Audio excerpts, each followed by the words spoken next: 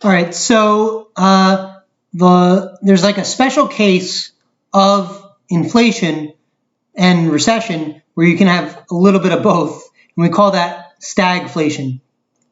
So usually inflation corresponds to being in a growth environment, right?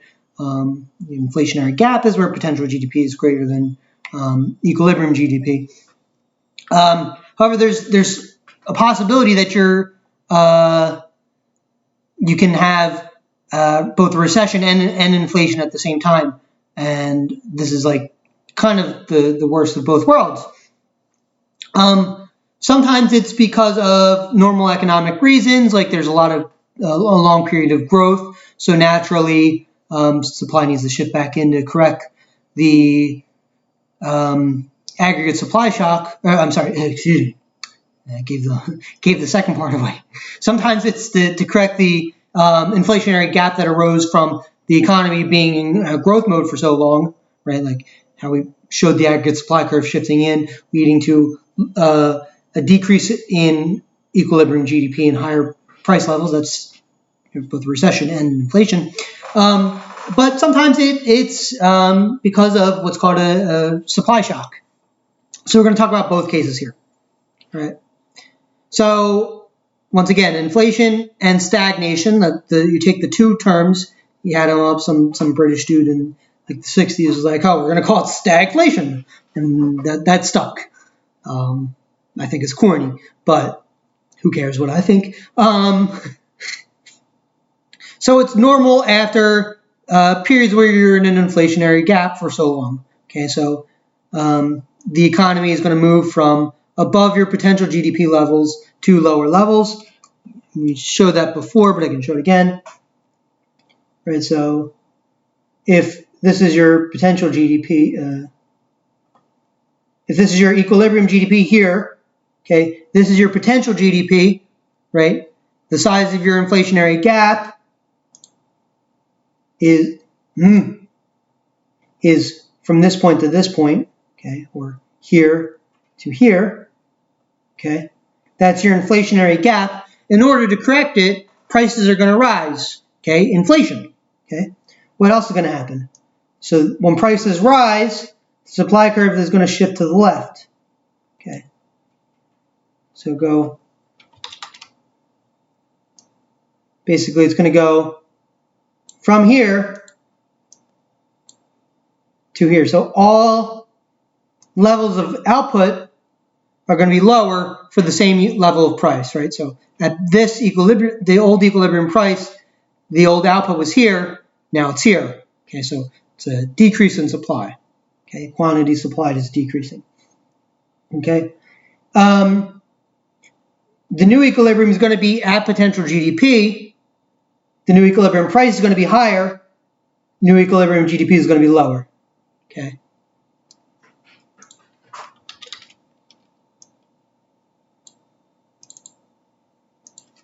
So I'm going to just write new price above it. This is like super slow. Oh, come on. There we go.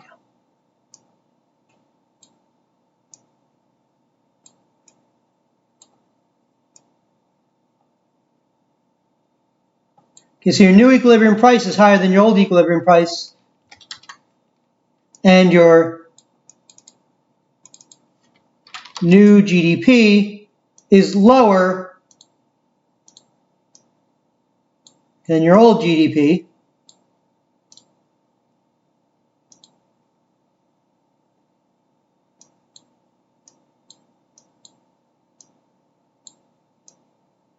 Right, so your supply shifted in.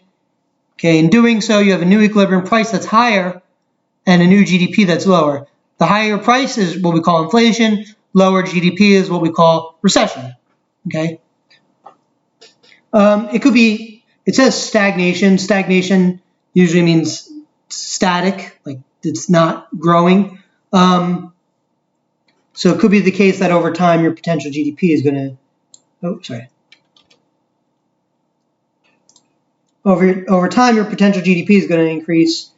So that maybe this line is somewhere like here now, instead of being fully at the old potential GDP. But you don't have to presume that. It's not exactly certain where potential GDP will fall. So this is a normal case in terms of correcting an inflationary gap. So let's take an example in U.S. history. So this is not, there's, when we talk about stagflation in the U.S., there's like one example that's like bigger than all the others.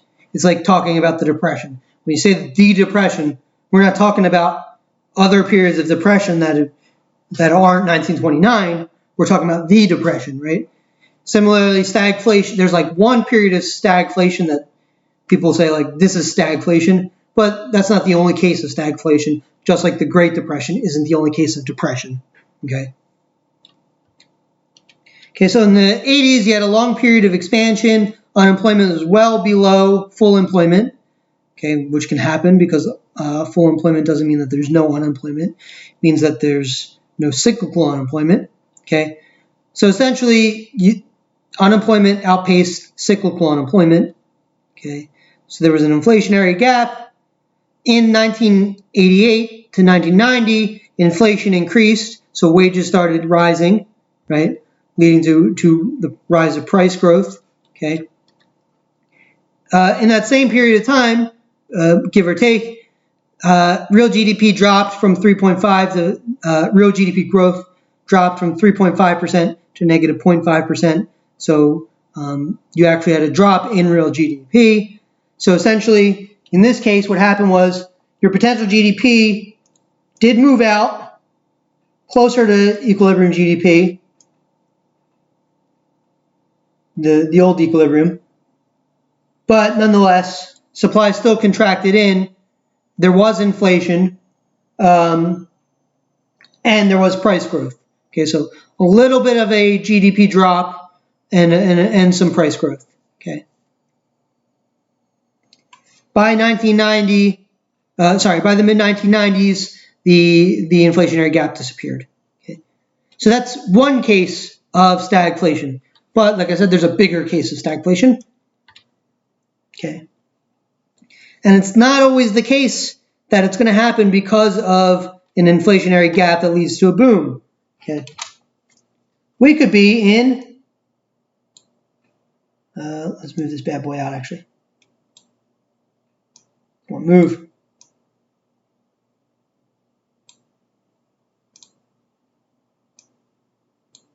We could still be in a recessionary gap and have stagflation. Okay.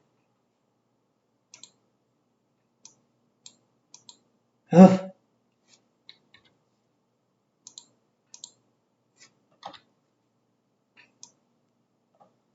So in this case, we're right now in a recessionary gap. Our potential GDP is higher than our equilibrium GDP. Okay. But we could have something happen to our supply curve that still shifts it. Okay. Regardless of whether we're in an inflationary gap or not. Okay. Supply shifts out if input costs go down. We could do the corollary. Supply shifts in if input costs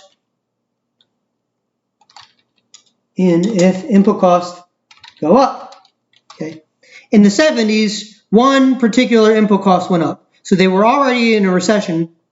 Okay. And one thing happened that led to an even worse recession with higher input costs increasing prices. Okay. What do you think that input was?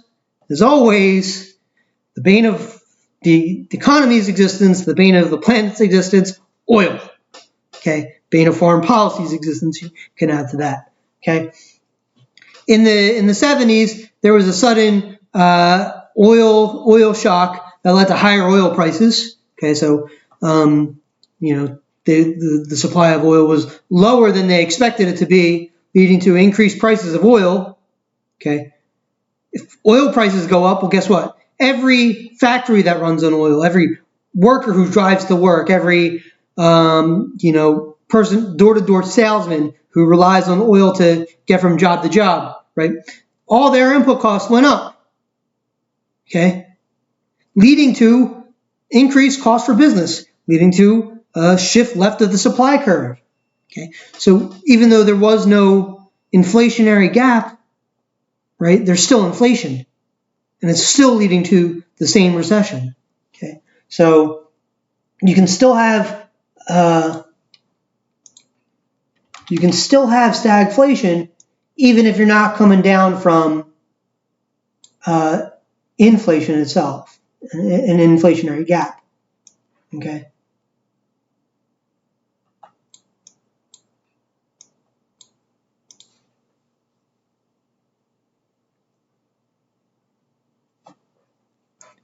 Right, so in the 70s, oil prices went up due to a shock, some issue with oil supply in that particular period of time. Okay, shifted in the supply curve, prices rose, production fell, you had lower output. Okay, that's your stagflation, right? And let's stop there since we're done with stagflation.